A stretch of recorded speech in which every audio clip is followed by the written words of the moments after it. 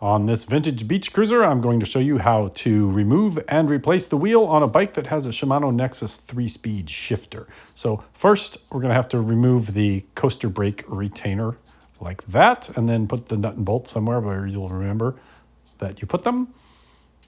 Next, loosen up the nut on this side that holds the wheel onto the frame. Then flip it around, and now that little hex bolt there, if you loosen it, then the shifter just pops right off.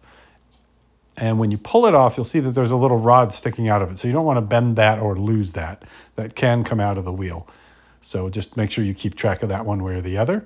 I also would put some grease on it when I put it back in. And now we remove the nut from the other side of the wheel and then pull the wheel out. Once it gets loose, you've got to take the chain off of the sprocket and then do whatever you need to do with the wheel. In this case, I'm putting a new tire on it.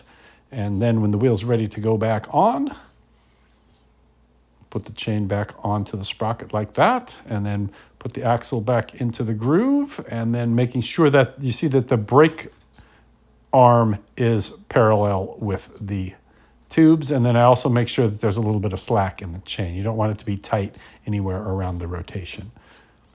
So once I've got that slack where I want it to be, I tighten up that nut. Put the shifter back on. You just kind of hold it, push it down. Remember, I put some grease on that rod and made sure I put it back in. And then tighten up the little bolt on the back of it using a hex tool. And it is on there.